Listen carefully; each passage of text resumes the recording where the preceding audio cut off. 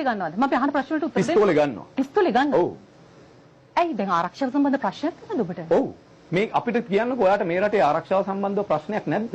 නෑ. එහෙම ප්‍රශ්නයක් නෑ මට. ඇයි මම සාමාන්‍ය පුරවැසියෙක් මම නිදහසේ කටයුතු කරන මම මුලින්ම රටක මේ ඕනම දියුණු රටක මේ ඕනම දියුණු රටක පළවෙනිම දේ තමයි රාජ්‍ය ආරක්ෂාව. රාජ්‍ය ආරක්ෂාව සම්බන්ධව කාන්තාවක් රෑ 2ට සටන ප්‍රෝග්‍රෑම් එක ඉවරලා මම ගෙදරට යනවා. මට කිසි ප්‍රශ්නයක් වෙලා නෑ. ඉතින් ඒක චරිත් අබේසිංහගේ පෞද්ගලික දෙයක් නෙමෙයි. මම රාජ්‍ය කොටස්කාරයෙක් වෙනවා එතකොට. ඉනේ තියෙන පිස්තෝලේ ඉතින් මගේ ඉනේ පිස්තෝලයක් කවදාවත් තියාගෙන ඉඳලා නෑ මම. ඔයාට පිස්තෝලයක් මොකටද? ජනතා නියෝජිතෙක් වුණාම. ඇයි ඒක පෞද්ගලික අදහසකින් ගන්නෙ? නෑ ඔයාට මේ රටේ ජනාධිපති කෙනෙකුට മന്ത്രി කෙනෙකුට ඇමති කෙනෙකුට ආරක්ෂාවක් තියෙන්න ඕනේ නැද්ද? මම කියන්නේ ඒ වගේ ප්‍රාථමික දැනකින්ද ඔයගොල්ලෝ මේක දකින්නේ?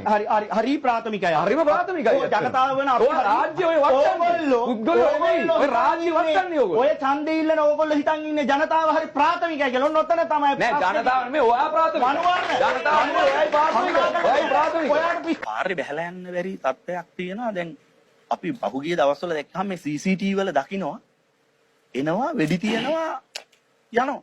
මේ බයිසිකල් වලින් ඇවිල්ලා පාරේ යන මිනිස්සුන්ට වෙඩි තියනවා. අපිත් පාරේ යන මිනිස්සු මේ ක්‍රොස් ෆයර් එකකට මැදිහත් වුණොත් මේ අපේ ජීවිත ආරක්ෂා කරන්න අපිට කවුරුත් නැහැ අවසානයේ. ඡන්දේ කාලේ මේ ඝාතන රැල්ල අඩු වුණා. මොකද කට්ටිය ඡන්දේ නිසා වෙන්නේ නැති කියලා. හැබැයි දැන් මේ ඡන්ද ඉවර වෙලා දැන් ජනාධිපතිතුමා බලයට ඇවිල්ලා 3න් 2ක පාර්ලිමේන්තුවක් ඇවිල්ලා දැන් හැමතැනම වෙඩි තියෙනවා.